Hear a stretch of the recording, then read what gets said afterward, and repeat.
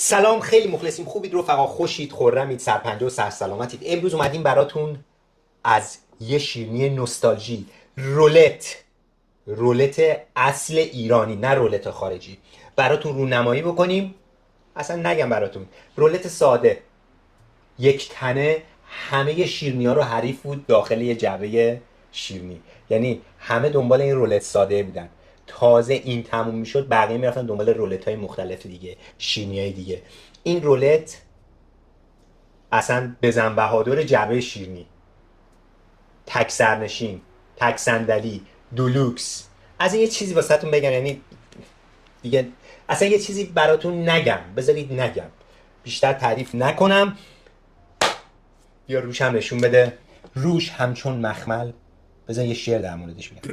رولت ساده تمه بچگی هم تو دل منو بردی زود، یادت نره که عشق منی بین شیرینی ها. دوست دارم من با تو مهمونی ها رو، جعبه شیرینی ها رو سمت من بگیر.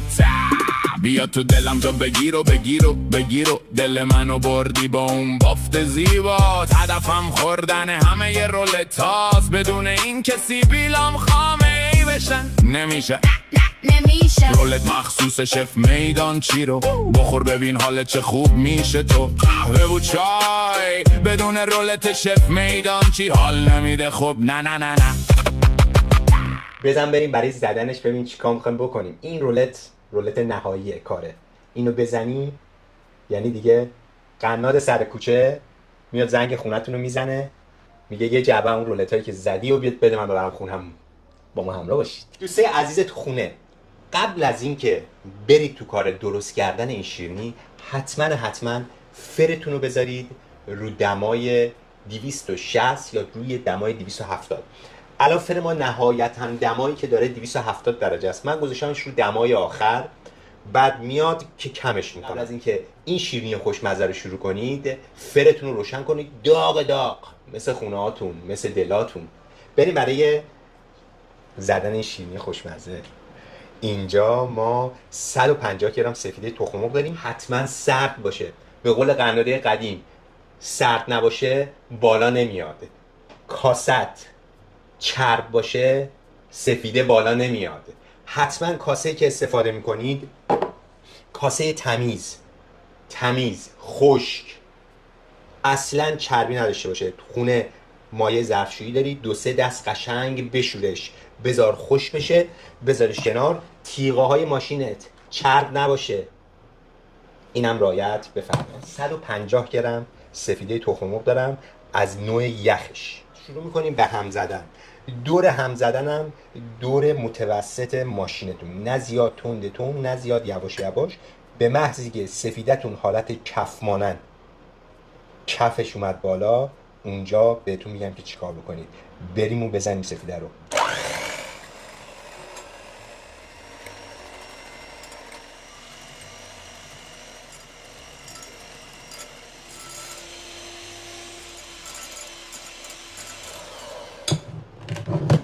دوستای عزیز، من 5-6 دقیقه با دور متوسط ماشین سفیده رو زدم. سفیده اصطلاحاً از بغلای ظرف ببینید اومد بالا، 5-6 برابر شد سفیده من توی کاسه. به این حد که رسید کافیه. ظرف رو برمیگردونید، سفیده به هیچ عنوان نمیریزه. سفیده کف مانند خوشگل اومده بالا. توی این قسمت می‌خوایم چیکار بکنیم؟ بریم برای اضافه کردن شکر به مقدار 90 گرم. حتما توجه داشته باشید دوستان، شکر توی 3 مرحله اضافه کنید. چرا؟ شکر سنگینه و سفیده شما رو از سبکی در میاره، میشینه رو سفیده رو پخ میخوابونه. چی گفتم؟ بریم برای اضافه کردن شکر. مرحله اول من یه ذره اضافه میکنم و شروع میکنم به زدن سفیده با شکر. مرحله اول شکری که من ریختم توی سفیده تقریبا 1/3 شکرم. به مدت 2 دقیقه با همون دور موتور شکر رو هم میزنید داخل سفیده. پس میریم برای قسمت دوم شکرمون.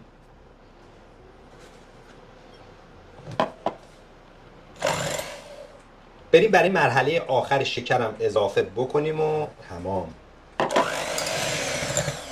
خب سفیده رو من زدم، یه تست نهایی ازش میگیرم ببینم نوک عقابی وای میسته. بله، این نوک عقابی یعنی سفیده شما بسیار خوب زده شده، همه چیزش به موقع اضافه شده و پف لازم. داخل ظرفم بگیرید ببینید سیخ و راسخ سفیده شما وایستاده و پفش هم نخوابیده، پس سفیده شما کاملا درست سره شده. نکته اصلی این رولت زدن سفیده خوب و اضافه کردن بقیه مواد با طمأنینه. حالا بهتون نشون میدم که با طمأنینه اضافه کردن مواد چیه. بزن بریم برای اضافه کردنش. بعد از اینکه ما سفیده رو هم زدیم کارش تموم شد، میدیمش کنار. 90 گرم آرد شیرینی پزی دارم، 15 گرم نشاسته ذرت. این دوتا رو من قاطی میکنم به مقدار نوک قاشق چایخوری وانیل تازه. اسانس وانیل اگه خواستید یه قاشق چایخوری اضافه کنید. وانیل. اینا رو میذاریم کنار. بریم برای اضافه کردن زرده تخم مرغ به اندازه 75 گرم کم کم. من یه ذره اضافه میکنم، هم میزنم.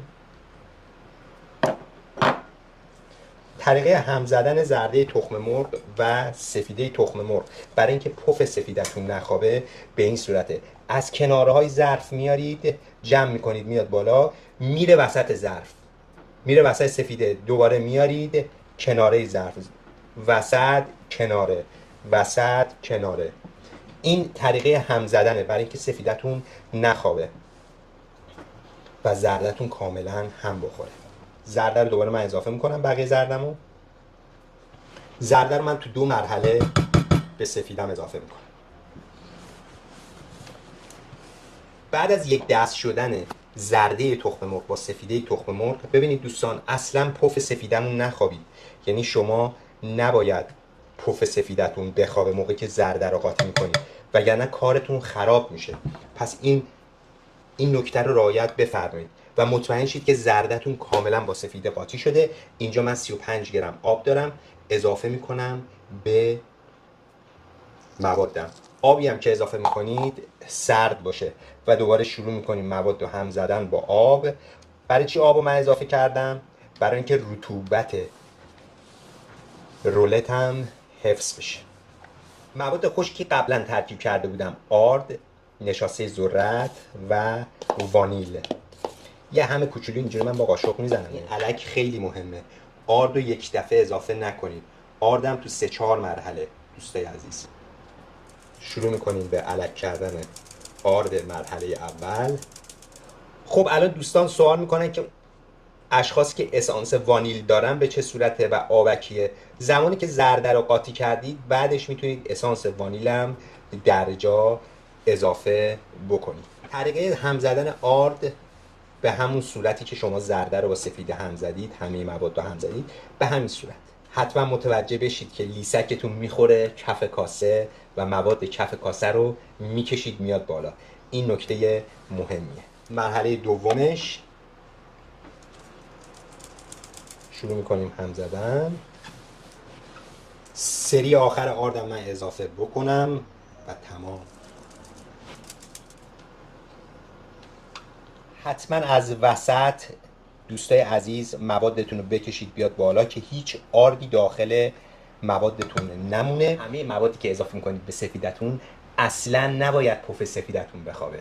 اگر پفش خوابید کار تعطیله. در مغازه رو ببند برو خونه. سینه فر رو میارم، یه دونه از این کاغذهای فر میندازم روش. قبل از اینکه کاغذ فر رو بندازم میتونید اگر اسپری روغن دارید یه ذره بزنید رو سینیتون، یه ذره روغن معمولی، خیلی 2-3 تا چکه روغن یه ذره پخش میکنید فقط به خاطر اینکه این کاغذ کف سینیتون بچسبه. من سفیده رو میریزم روی کاغذم و با یه همچین چیزی میتونید صافش کنید. خب من مواد رو پهن کردم کف سینی فر و میخوام بذارمش داخل فر. میریم بذارمش داخل فر. دمای فر من الان 270 درجه است. از 270 به محضی که گذاشتم داخل فر میارمش رو 250. به مدت چقدر؟ 5 الی 6 دقیقه فقط روی رولت های من به قول قناده قدیم قرمز بشه. قرمز. بریم بذاریمش طبقه وسط فر بره داخل. فر بالا پایینم همزمان روشن. فر داغ آتیشی. دمای فر رو من میارم پایین رو 250 که احیانا فراموش نشه و میریم بذاریمش داخل فر. حتما وقتی که رولتتون رو گذاشتید داخل فر چشتون به رولتتون باشه که دورش نسوزه، چون که دمای پخت بسیار بالاست، زمان پختم بسیار پایینه. پس حتما چشتون به رولت باشه که دورش نسوزه، کارتون اون چیزی بشه که دلتون میخواد، مد نظرتونه. حتما نگاه بکنید به فرتون، فر رو رها نکنید. با ما همراه باشید.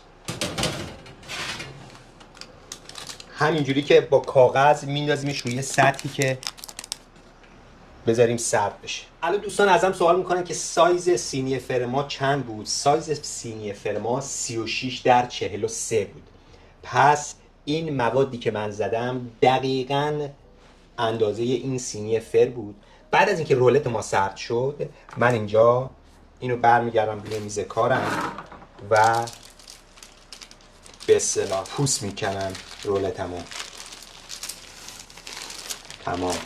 اینم از نمونه کار ما رو مخمل. اینم مثل فرش دستباف میمونه خدایی. دورش هم من این قسمتی که سوخته رو با قیچی میبرم. بعد از اینکه دورش رو من یک کات زدم و خوشگلش کردم، تست رول ازش میگیریم ببینیم ترک میخوره یا نه.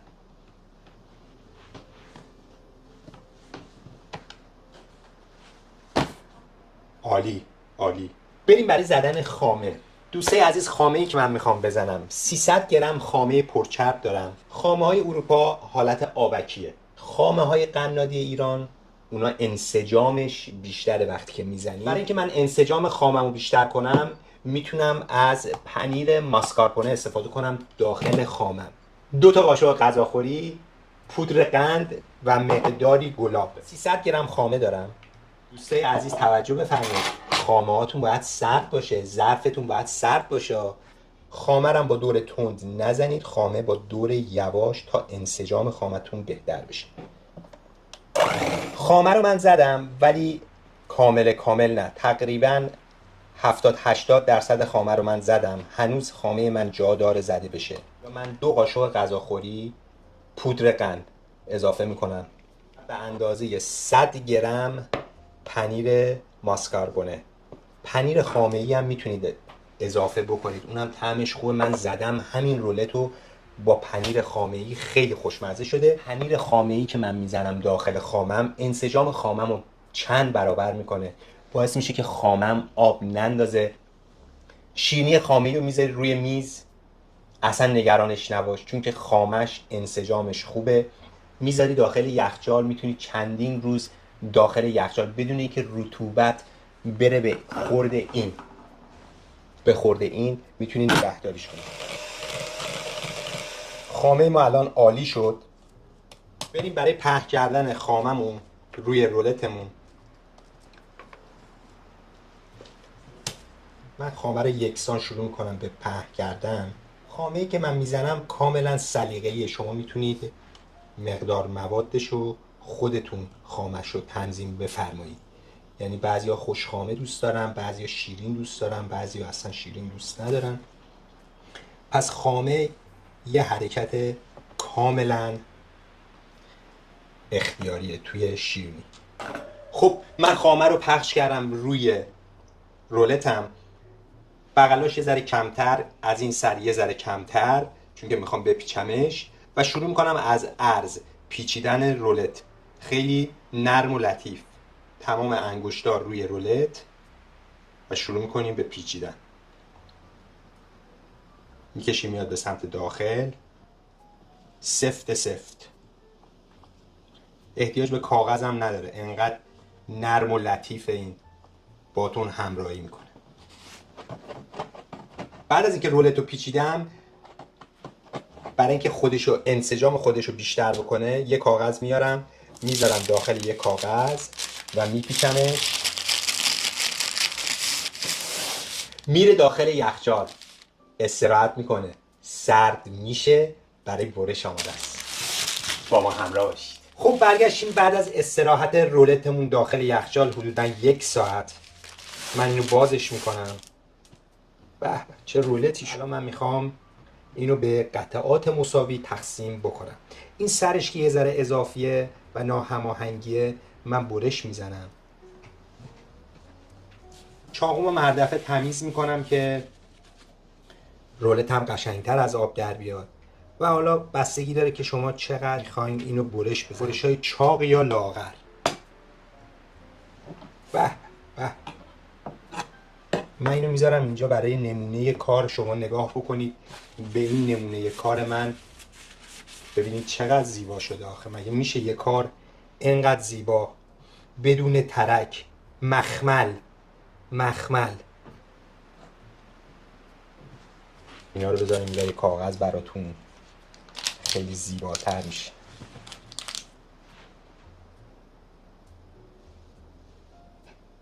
اینم از رولت‌های زیبای ما. بریم برای تست نهایی. به سلامتی همتون. ان شاءالله که تو خونه‌هاتون درست کنید. حتما تو خونه‌هاتون درست کنید. این رسیپی ساده ولی بسیار خوشمزه و نوستالژی. یک گازبرین رولت برمیگردی به دوران 40 سال پیش، 50 سال پیش. تمام خاطرات بچگیت میاد در ذهنت به عنوان یک فیلم تداعی میشه. برمیگردی به اون زمان. شیرینی سرای مهمان دوست. امیدوارم که این شیرینی رو درست کنید، لذتشو ببرید. لایک و سابسکرایب یادتون نره، کامنت هم برام بنویسید و زنگوله هم بفشارید. دکمه لایک و دکمه هایپ، هر کاری که دوست داشتید با کانال ما بکنید. ما راضییم، شما هم راضی. هر کم که ناراضیه که تا یه برنامه دیگه، تا یه کار جدید دیگه، همه رو به خدای بزرگ میسپارم. خدا نگهدار. این واقعا اوست داشت، درسته؟ اوس. خداحافظ.